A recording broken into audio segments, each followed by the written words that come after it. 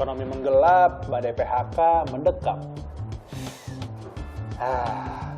Baru aja selesai pandemi. Masalah baru udah muncul silih berganti. Susul menyusul. Coba, perang Rusia dan Ukraina. Terus konflik antar negara pemberi sanksi. Dampak ekonomi negatif ya menjalar kemana-mana. Kemarin, pangan dan energi. Sekarang, merambah ke fashion. Kita mulai dari tahun ini saja. International Monetary Fund atau IMF memperkirakan dan juga mempertahankan pertumbuhan ekonomi global di angka 3,2%. Jadi masih ada harapan di tahun ini. Tapi lembaga donor ini mengingatkan bahwa ekonomi tahun depan akan semakin gelap. Bahkan lebih gelap dari perkiraan awal.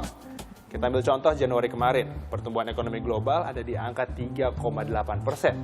Tapi seiring berjalannya dengan waktu, pada Oktober 2022, ekonomi global pertumbuhannya digunting sampai 2,7% saja. Khawatir? Ya sah-sah aja sih, tapi Indonesia diramal pertumbuhan ekonominya sampai 5%. Saat dunia kian gelap tahun depan ada 3 kawasan yang di-warning keras. Amerika Serikat, Eropa, dan juga Tiongkok. Mirisnya, ketiganya adalah tujuan utama ekspor produk Indonesia.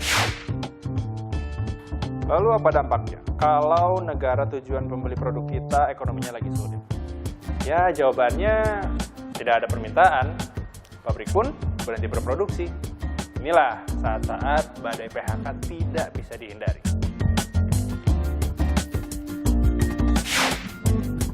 Kami ambil contoh PHK di industri tekstil. Sebelum ada PHK, jumlahnya ini mencapai 2,6 juta pekerja. Nah, ini adalah salah satu contoh industri padat karya yang menyedot banyak pekerja. Di tahun 2020 kemarin, anjlok sampai menyisakan 539.000 pekerja saja. Baru mau pulih, masalah Rusia kembali meledak. Jadi banyak sektor deh yang kocar-kacir. Mas, mau nitip buat kerja.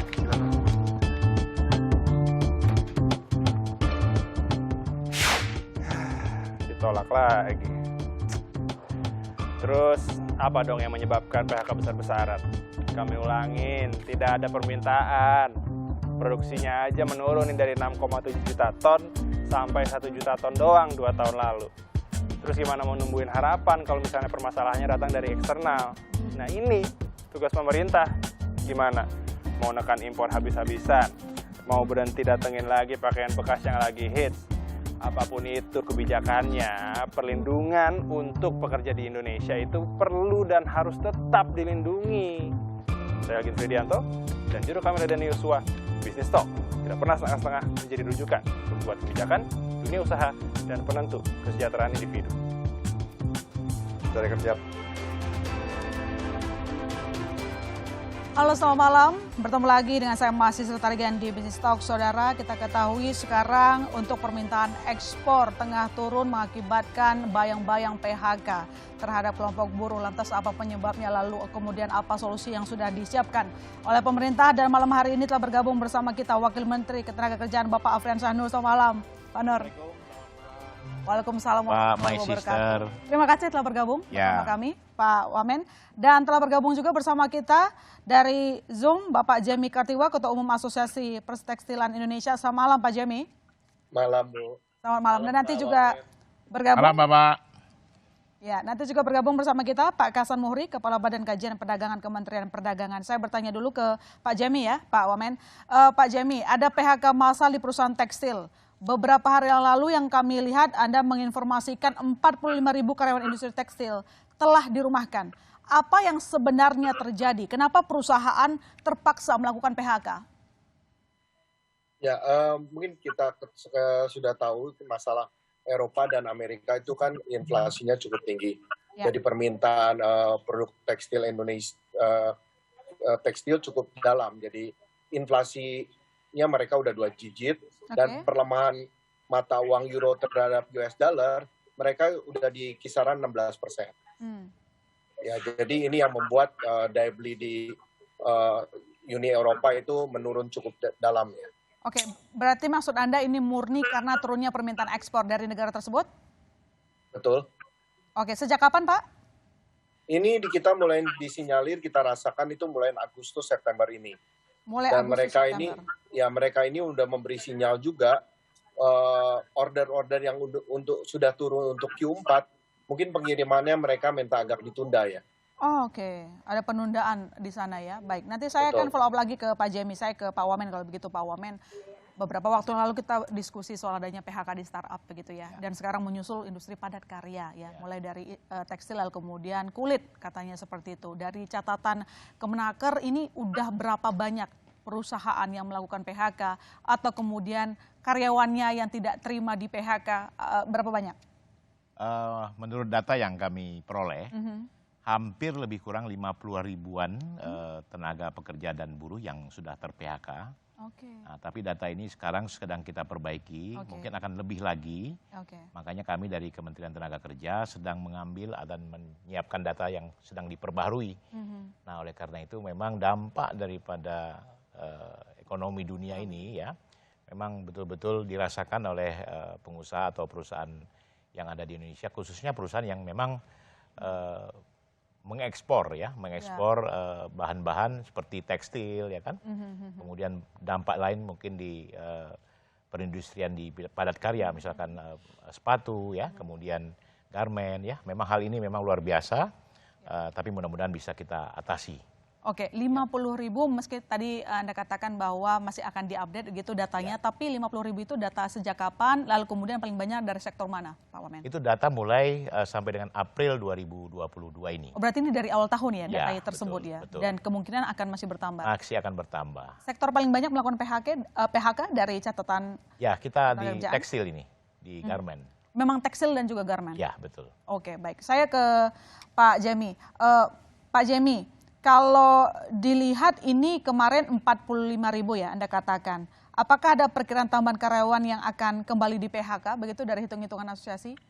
Ya, hitung-hitungan asosiasi kan pada lazimnya industri tekstil itu bekerja 7 hari dalam 1 minggunya. Sekarang ini teman-teman di industri sudah banyak sekali yang bekerja dalam 1 minggu cuma hanya 5 hari. Oke. Ya, otomatis pertama mereka akan mengurangi jam kerja, otomatis juga karyawan yang pertama diputus itu pasti yang kontrak dulu ya. Ya, ini yang kita harus pikirkan bersama, mencari way out-nya supaya bagaimana pemutusan hubungan kerja atau perumahan karyawan ini bisa diminimalisir ya. Oke, berarti yang sekarang dilakukan itu semaksimal mungkin tidak melakukan PHK tambahan tetapi mengurangi jam kerja begitu ya Pak Jemi? Betul, ini sudah banyak sekali yang dilakukan oleh teman-teman anggota Asosiasi Pertekstilan Indonesia. Oke, tapi sampai kapan kira-kira dunia usaha akan kuat melakukan itu? Betul sekali. Tersebut? Ya itu yang way out yang kita harus pikirkan bersama ini. Oke. Nanti saya follow up ya, cara yang diharapkan oleh asosiasi seperti apa. Saya ke Pak Nur lagi kalau begitu. Pak Nur, ini tadi disebutkan bahwa memang ada 45 ribu dan sekarang ini ternyata sudah dilakukan antisipasi untuk mengurangi PHK dengan mengurangi jam kerja. Artinya gaji take home pay-nya mereka juga berkurang begitu ya. Sejauh ini apakah dari Kemenaker sudah melakukan sejumlah dialog dengan pelaku usaha tentang alasan-alasan mereka melakukan PHK? Kalau dari Pak Jemi kan mengatakan memang permintaan ekspor begitu kan. Tapi kan yang melakukan PHK tidak hanya dari padat karya toh, bagaimana? Jadi memang Kementerian Tenaga Kerja juga di bawah Direktorat Jenderal Hubungan Industrial ya dan Jamsos, kami selalu mengedepankan prinsip dialog tripartit dan bipartit. Nah, tripartit ini antara pemerintah, manajemen perusahaan dan pekerja. Kemudian bipartit kita dahulukan antara pengusaha dengan pekerja. Nah, bipartit inilah kita sokong lebih dahulu sehingga mereka punya kesamaan yang betul-betul bisa didiskusikan sehingga saling memaklumi. Pekerja juga harus memaklumi kondisi perusahaan dan perusahaan juga harus memaklumi kondisi dari pekerja tersebut. Sehingga terjadilah hubungan yang baik, ya, jadi hubungan sosial yang baik sehingga gejolak-gejolak nanti bisa sama-sama dipahami. Nah, oleh karena itu tadi seperti Pak Jemi bilang bahwa salah satu yang kita sarankan adalah jangan langsung mem-PHK tapi minimal memberikan mengurangi jam kerja atau mengurangi waktu kerja, terus kemudian bagi-bagi pekerja yang tingkat pimpinan, ya itu mungkin fasilitas dan gajinya dikurangi, seperti itu. Nah, kalaupun tidak terjadi ya kami juga menyarankan agar supaya PHK pun bisa diberikan, tapi pesangon juga bisa diberikan. Oh, pesangon pun tetap Ya, diharapkan diberikan oleh perusahaan begitu. Tapi Nah, rata-rata memang tadi seperti Pak Jemi bilang, karyawan kontrak lebih dahulu dirumahkan. Nah, kalau karyawan tetap kan tidak, jadi mereka bertahap begitu. Tapi kita harap jangan sampai berlarut-larut lah, mudah-mudahan ya, kita doakan supaya perusahaan garmen kita ini di Indonesia bisa stabil sampai dengan 2023 ini. Oke, dengan skema yang tadi disampaikan oleh Pak Jemi tadi, apakah sudah ada laporan semacam karyawan yang tidak terima mungkin dengan keputusan? Belum, sementara ini kami dari Kemenaker belum memberikan atau menerima laporan yang betul-betul ya, karena memang ada beberapa perusahaan dan pekerja yang memberikan laporan, tapi kita sarankan mereka lakukan dialog dulu di antara manajemen dengan pekerja tadi. Oke, Pak Nur, saya sedikit ingin mendetailkan soal data tadi, meski sekali lagi data dari 50.000 yang kena PHK tadi dari periode Januari sampai April. Artinya sampai September belum ada backup data terbaru, cuman yang saya mau tanya itu dari 50.000 tersebut statusnya seperti apa? Berapa banyak mungkin yang tanpa dibayar, yang sudah dirumahkan atau yang dibayar separuh mungkin? Ya, mereka itu rata-rata tenaga kontrak yang memang dirumahkan oleh perusahaan. Dan mereka juga diberikan sesuai dengan kesepakatan antara perusahaan dengan pihak pekerja tadi. Jadi sementara ini gejolak-gejolak yang terlalu besar tidak ada, tapi memang rata-rata mereka kita anjurkan untuk melakukan dialog sosial. Dan mudah-mudahan manajemen juga bisa menerima dan mau mengerti. Itu juga dengan pihak serikat pekerja atau buruh-buruh tadi. Gitu. Oke, saya ke Pak Jemi. Pak Jemi, tadi Anda mengatakan bahwa kita butuh bantalan ya, artinya kebijakan yang bisa menahan perkembangan dunia usaha. Apa yang diinginkan oleh pelaku usaha? Kebijakan seperti apa? Ya, daya beli dunia ini kan menurun tajam. Yang kita harapkan ini market domestik ini benar-benar bisa dimanfaatkan oleh produsen dalam negeri ya. Oke, market domestik yang dijaga untuk pelaku usaha gitu ya. Jangan sampai ada produk-produk impor yang membanjiri pasar dalam negeri, begitu? Betul. Oke, baik. Kan masih ada cara, mungkin ada namanya tarif barrier, ada non-tarif barrier. Ini yang harus kita bisa manfaatkan bersama supaya bisa membendung produk dari luar masuk ke Indonesia. Karena produsen tekstil dunia bukan hanya Indonesia. Kan masih ada China, Bangladesh, Vietnam. Dengan melambatnya perekonomian dunia, mereka pasti mencoba memasuki market atau pasar baru. Jangan sampai Indonesia dipakai sebagai market mereka. Ya, kita harapkan ini kita harus jaga bersama supaya benar-benar bisa market yang masih ada daya belinya di Indonesia benar-benar bisa dimanfaatkan oleh produsen Indonesia. Karena kalau middle to low sebetulnya produsen garment Indonesia itu banyak dikerjakan oleh IKM. Jadi kalau ini benar-benar masuk produk impornya pakaian jadinya cukup banyak, ini benar-benar yang tersisir, yang terkena dulu itu adalah teman-teman di IKM. Oke, baik, nanti kita akan follow up lagi ya. Dan untuk pertanyaan tadi menjaga ataupun memaksimalkan market dalam negeri, kita akan tanya kepada Pak Kasan Muhri setelah jeda. Saudara, tetap di Business Talk.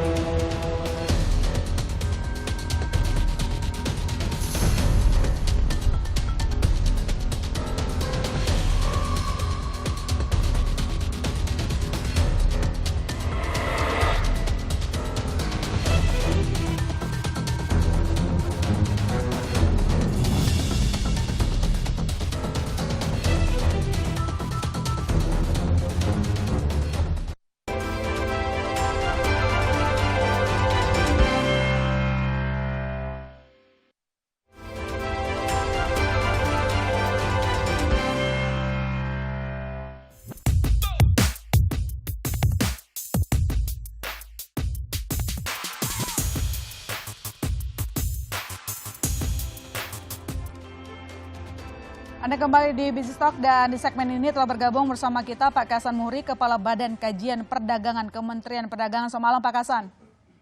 Malam Mbak.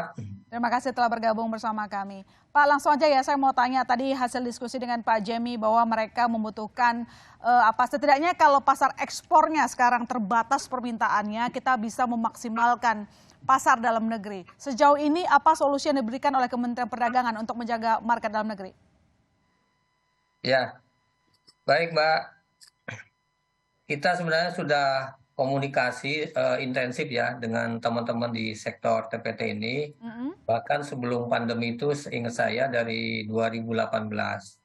Nah sehingga salah satu perlindungan atau proteksi yang bisa kita berikan kepada industri TPT adalah ada yang namanya kebijakan trade remedy.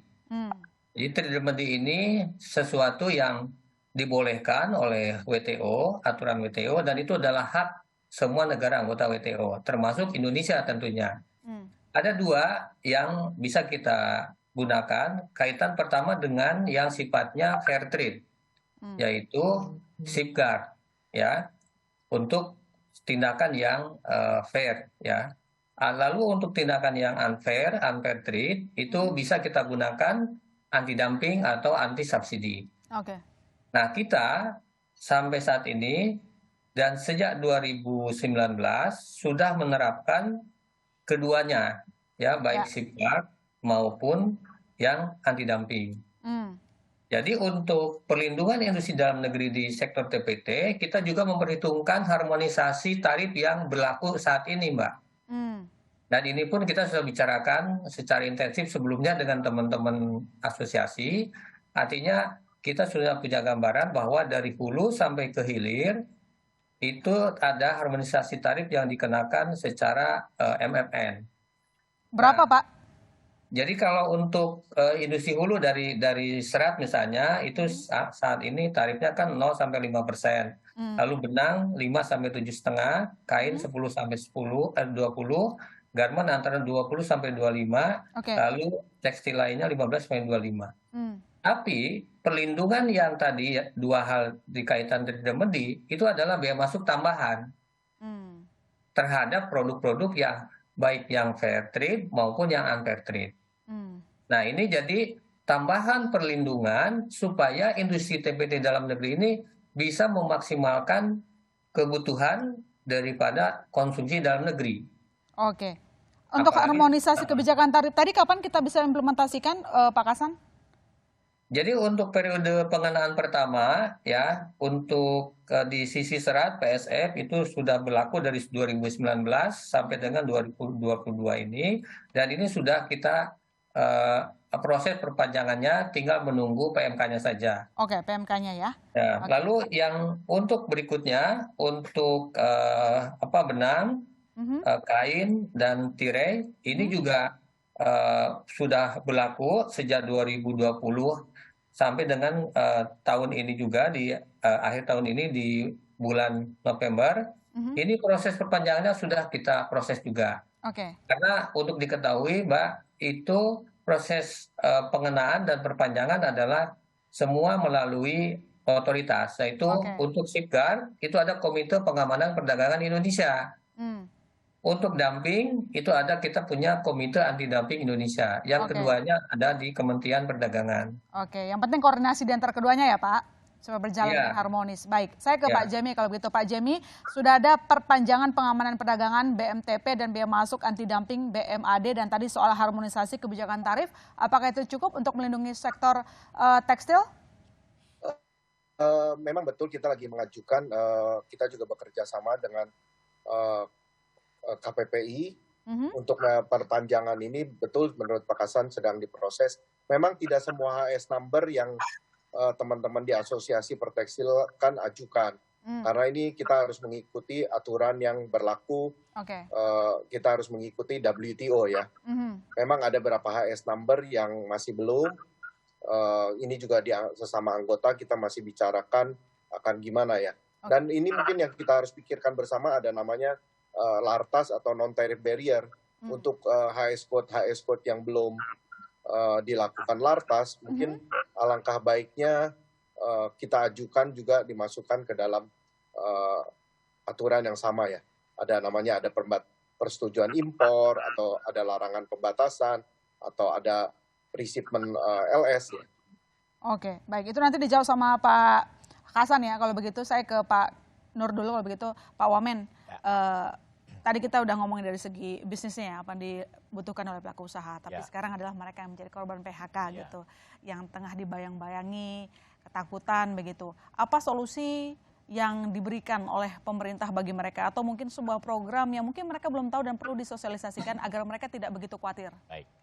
Jadi memang dampak terjadinya ekonomi dunia yang sangat melanda Indonesia juga ini, Kementerian Tenaga Kerja selalu menghimbau kepada dua pihak ini, antara manajemen dengan serikat pekerja ini selalu berunding. Nah, kalau memang titiknya tidak juga bisa menemukan hal yang sama, dan paling pahitnya adalah PHK, ya memang harus kita antisipasi sehingga buruh atau pekerja yang ter-PHK tadi bisa betul-betul bisa mendapatkan apa yang bisa mereka terima dengan baik. Nah, oleh karena itu pemerintah menyiapkan yang istilah sekarang namanya JKP. Jaminan kehilangan pekerjaan, yang mana jaminan kehilangan pekerjaan ini diberikan dalam angka 0,22% dikali upah yang diterima. Nah, disepakati itu, kemudian dari situlah kita akan memberikan JKP kepada si pekerja tadi. Nah, tahun 2021 itu pemerintah sudah mengeluarkan data yang saya terima itu hampir lebih kurang 823 miliar. 823 miliar. Ya, jadi tahun 2021. Nah, sementara ini di tahun 2022 kami juga sedang menyiapkan, tapi memang belum diputuskan, itu hampir lebih kurang 1,1 triliun. Ya, 1,115 triliun ya yang kita siapkan, tapi memang belum disahkan ya. Nah, kita menunggu. Jadi menunggu sampai akhir Desember ini. Jadi begitu. Tapi dari mudah-mudahan ya dengan BPJS Ketenagakerjaan, maaf Pak saya potong, itu udah berapa yang disalurkan untuk 2022? Ya hampir 12 jutaan orang ya. 12 jutaan orang berarti nilainya? Nilainya ya berkisar antara tadi Mbak, sesuai dengan upah tadi Mbak. 0,22% dikali dengan upah yang mereka terima setiap bulannya. Jadi begitu, jadi berkisar macam-macam begitu. Kalau misalnya nih Pak, dari hitungan Kemenaker itu kan ada sekitar 629.000 penerima manfaat JKP 2022 ya. Saya nggak tahu udah revisi atau belum, tapi dengan adanya kondisi yang kita tidak duga seperti ini ya, setelah pandemi, datang lagi kondisi ekonomi global yang memburuk. Apakah ada revisi soal angka tersebut? Apakah Kemenaker melihat bahwa jumlahnya akan bertambah? Ya, jumlahnya pasti akan bertambah. Makanya untuk periode 2022 ini kita belum tetapkan, tapi diperkirakan hampir 1,1 triliun yang kita siapkan untuk menghadapi PHK ini begitu. Ya, jumlahnya naik signifikan dibandingkan JKP ini, ya betul, JKP ini akan kita siapkan begitu. Oke, baik. Saya ke Pak Kasan kalau gitu. Pak Kasan, tadi disampaikan oleh Pak Jemi soal ada beberapa yang harus disesuaikan, misalnya soal HS Code gitu, dan apa yang sudah disiapkan mungkin kebijakan baru selain BMTP ataupun BMAD untuk menyelamatkan industri tekstil maupun kulit? Ya Mbak, pertama untuk beberapa HS yang memang betul yang Pak Jemi sampaikan, kan tidak semua HS bisa dikenakan perlindungan melalui BMTP maupun BMAD. Tergantung pasti ada kriteria atau persyaratan. Produk itu harus dipastikan ada di dalam negeri. Jadi produk dalam negeri harus ada, dan itu ada produk sejenis dari impor. Itu salah satu syarat. Nah, kaitan dengan tadi yang disinggung mengenai produk yang belum ada perlindungan, salah satu sebenarnya melalui Permendag nomor 40 2022, khusus untuk pakaian bekas itu kan memang dilarang. Ya, jadi HS 630900 itu adalah pakaian bekas dan itu sudah dilarang. Jadi dalam hal ini penegakan hukum terhadap produk yang kategori pakaian bekas ini juga sudah dilakukan. Bahkan Pak Mendag dalam 2 bulan yang lalu sudah menyegel, lalu kemudian juga sudah melakukan pemusnahan dan bahkan ada yang direekspor. Nah, terkait dengan beberapa HS yang lain untuk perlindungan, tentu ini kita harus bicarakan Oke. dalam konteks tadi yang disinggung oleh Pak Jemi, apakah melalui lartas atau larangan dan pembatasan. Oh, Karena kita juga harus comply dengan aturan internasional. internasional Kan ya. Itu. Oke, saya ke Pak Jemi kalau begitu. Pak James, tampaknya minggu lalu ya, kalau tidak salah sudah bertemu dengan pihak Kemenperin begitu. Hasil rapatnya sudah ada, apa ketuk palunya, kemudian asosiasi mintanya apa kemarin? Ya mungkin ya kita ada usulkan memberi beberapa masukan yang kita harapkan bisa dipikirkan bersama ya, menjadi satu hasil peraturan menteri ya. Ini memang kita harus pikirkan bersama-sama, jadi kita juga di asosiasi benar-benar untuk mengedukasi anggota kita, semua itu ada aturan mainnya yang Pak Kasan bicara.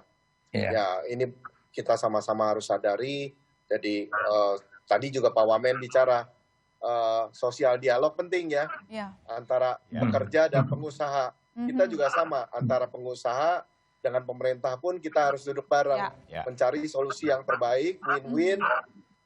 Tanpa dialog saya pikir, tanpa kita komunikasi yang baik, pasti tidak akan keluar kebijakan yang baik juga. Jadi ini betul-betul kita harus berkomunikasi baik, kita datang membawa dengan data itu sangat penting. Supaya arah kebijakannya betul-betul bermanfaat bagi dunia usaha, bagi pekerja juga, dan bagi Indonesia yang lebih baik. Ya, harus mesra ya, regulator, pelaku usaha, dan juga pekerjanya begitu. Saya ke Pak Wamen lagi kalau begitu. Pak Wamen, karena tadi kita bahas masih JKP, saya rasa masih banyak orang yang mungkin belum mengetahui benar soal JKP. Siapa saja yang layak mendapatkan JKP? Yang layak untuk mendapatkan JKP itu tentunya mereka itu adalah kepesertaan di BPJS Ketenagakerjaan. Kan? Yang terdaftar sesuai dengan apa yang ada di perusahaan tadi. Nah kemudian dari data tersebutlah nanti BPJS Ketenagakerjaan melaporkan sama kita bahwa mereka inilah yang akan siap untuk menerima JKP tadi. Sehingga data yang kita peroleh di Ketenagakerjaan sampai dengan tanggal 31 Oktober 2022, klaim yang dilakukan oleh peserta JKP ini, aktif ini hampir 12.440.000 orang. Ya, kemudian total penerima manfaatnya itu, manfaat uang tunai itu ada 6.779 orang. Terus kemudian manfaat akses informasi pasar kerja, itu asesmen itu hampir 5.948. Kemudian konseling itu 1.892. Jadi memang dari hasil koordinasi dengan BPJS Ketenagakerjaan inilah kita melakukan pendataan siapa-siapa yang berhak untuk menerima jaminan JKP tadi begitu. Dari sektor tadi seperti garmen, pokoknya yang padat karya, apakah semua sudah terdaftar sebagai penerima JKP? Ya, yang jelas mereka itu harus terdaftar sesuai dengan apa yang dilaporkan kepada kami dan sesuai dengan ketentuan dan peraturan yang berlaku di Kementerian Tenaga Kerja, sehingga mereka bisa kita berikan JKP ketika mereka ter-PHK. Oke, artinya kalau belum mendaftar silakan mendaftar. Silakan mendaftar. Kalau belum mendaftar silakan mendaftar, dan perusahaan pun mohon saling membantu dengan manajemen dengan pihak serikat pekerja ini untuk saling membantu. Nah tadi yang disampaikan Pak Jemi, ya terima kasih Bapak. Insya Allah kita akan sering bertemu ya, karena teman-teman kemarin juga saya diskusi dengan Pak Iwan Lukminto ya, tekstil di Solo ya. Nah saya berharap komunikasi ini semakin baik, sehingga dunia usaha pun bisa usaha dengan tenang di Indonesia ini. Komunikasi yang baik. Komunikasi yang baik, ya. Nanti kita lanjutkan lagi, Pak Wamen, Pak Jemi, dan juga Pak Kasan. Tetap bersama kami, saudara, di Business Talk.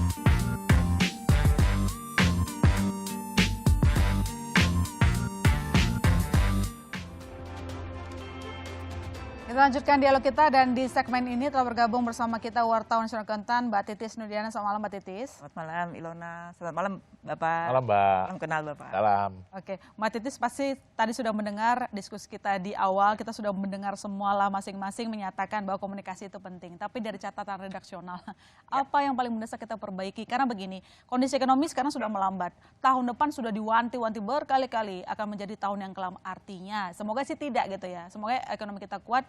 Akan terjadi perlambatan ekonomi, ekspor semakin menurun ya. Ujung-ujungnya kan membayangi tenaga kerja, akan ada gelombang PHK. Silakan. PHK ya. Sebetulnya menarik sebetulnya melihat industri manufaktur padat karya sebenarnya. Padat karya yakni kebanyakan tekstil dan kemudian industri alas kaki atau sepatu. Nah, persoalannya adalah sebetulnya kita semua sadar bahwa permintaan ekspor, jadi catatan redaksi kita ya, permintaan ekspor itu turun. Ada potensi turun karena memang pelambatan ekonomi, karena inflasi panjang ceritanya dan memang diproyeksi akan intinya stagflasi dan kemudian akan turun ekonomi global. Nah, ini akan mempengaruhi industri alas kaki dan juga pakaian. Gitu. Nah, tentu saja harapannya adalah ke pasar lokal. Persoalan tidak mudah karena pasar lokal ini dihantui dengan ancaman yang sangat serius, yakni masuknya barang-barang impor.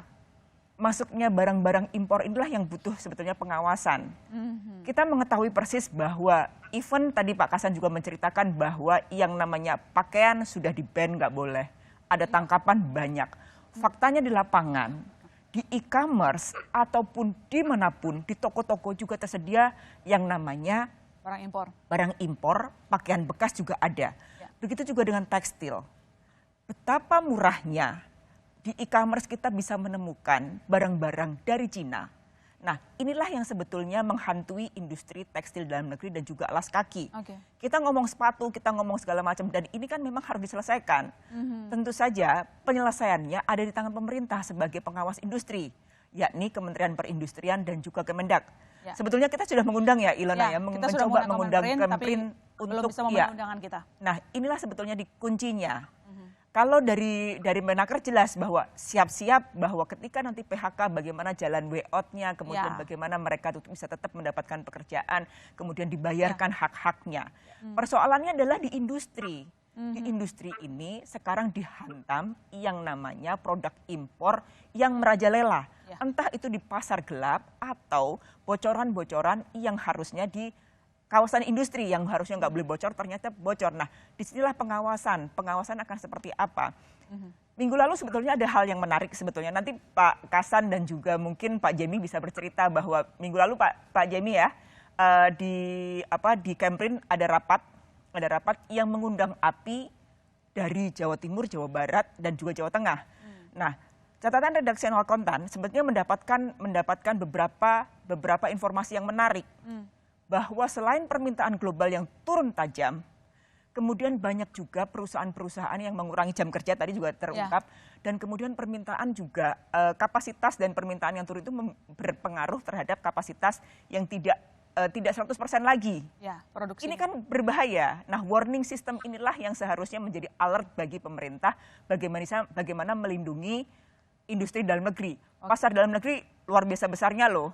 Tapi bagaimana kita memanfaatkan pasar dari dalam negeri dan kemudian membatasi yang impor-impor yang memang di Indonesia ada, kemudian di-ban. Kalau di Indonesia ada, kenapa kita harus impor? Kenapa ini nggak diatur dan diawasi? Itu sih sebenarnya catatan dari redaksi atas industri TPT dan juga industri alas kaki. Gitu. Pak Kasan boleh direspon Pak? Ya Mbak Titis, terima kasih. Betul, segera aturan larangan pakaian bekas itu sudah jelas ada, Permendag 40. Lalu kemudian kebijakan lain berupa larangan dan pembatasan yang juga dilakukan, itu juga sudah ada. Lalu kemudian dalam konteks bagaimana menyikapi dua kondisi menurut saya, satu adalah perlindungan untuk sisi yang dari luar, yaitu yang masuknya barang impor itu tadi.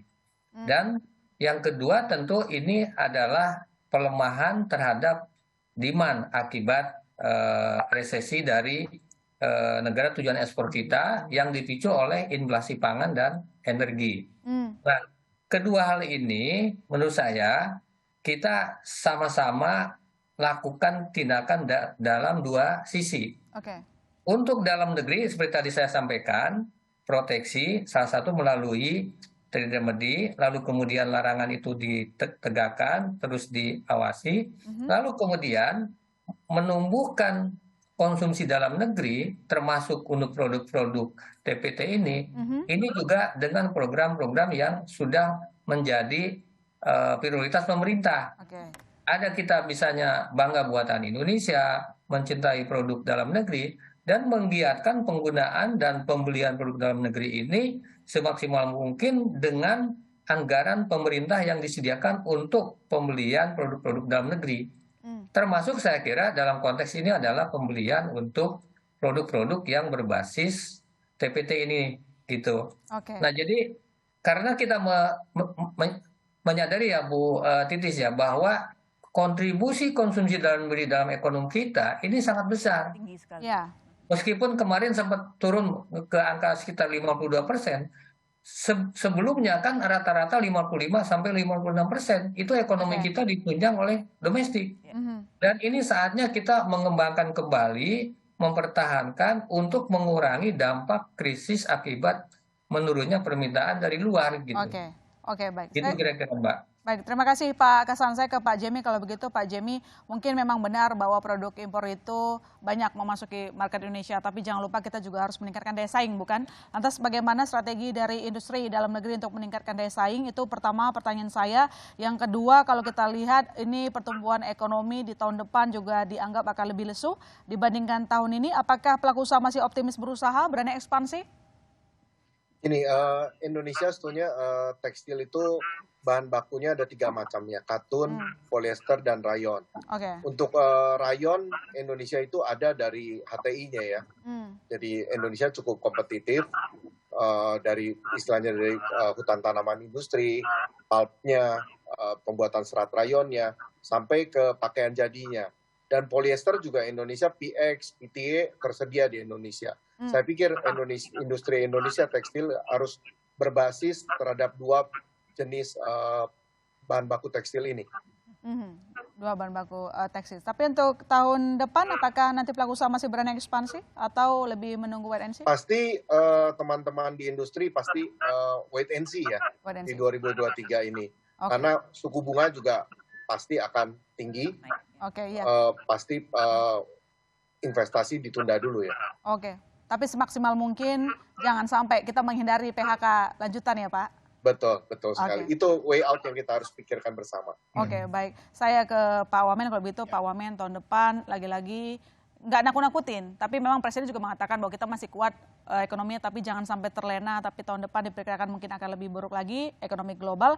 Apa rencana Kemenaker mungkin menyediakan lapangan kerja, karena mungkin tahun depan serapan tenaga kerja juga mungkin akan berkurang, karena Pak Jemi tadi bilang sendiri bahwa mereka melakukan wait and see. Investasi juga melambat. Ya, memang ini jadi pemikiran kami dari Kementerian Tenaga Kerja ya. Tadi juga sudah kita jelaskan bahwa JKP akan kita siapkan bagi orang yang terdampak terhadap PHK ini. Nah, di samping itu juga kami juga menyiapkan produk lain ya. Misalkan kita juga melakukan padat karya di Kementerian Tenaga Kerja. Kemudian balai latihan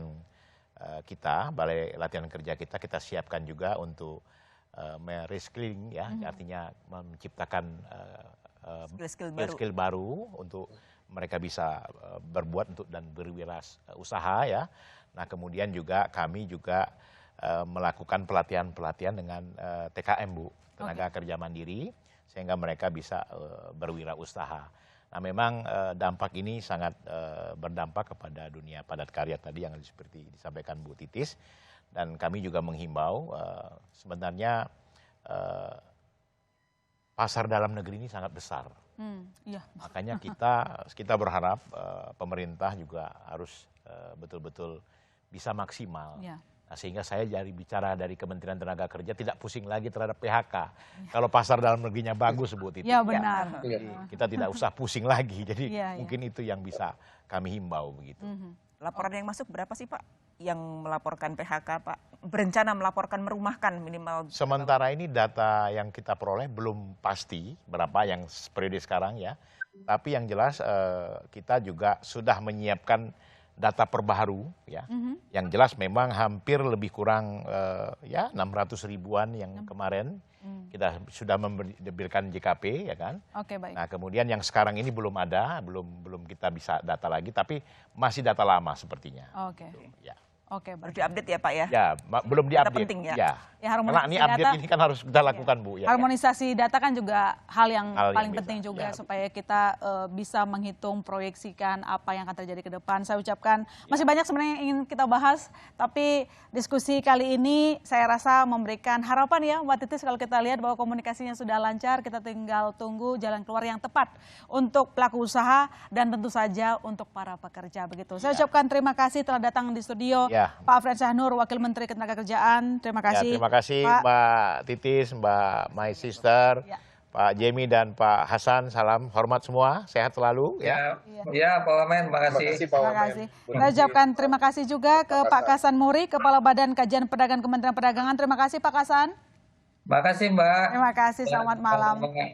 Ya, saya juga ucapkan terima kasih tentu saja ke Pak Jamie Kartiwa, Ketua Umum Asosiasi Pertekstilan Indonesia API, telah bergabung bersama Terima kami. kasih, Mbak. Semoga dunia usaha tetap optimis ya Pak. Ya, amin. Ya, amin. Dan tentu saja Mbak Titis Nudiana atas pandangan redaksionalnya. Terima kasih. Dan saudara jangan kemana-mana, kami masih akan segera kembali.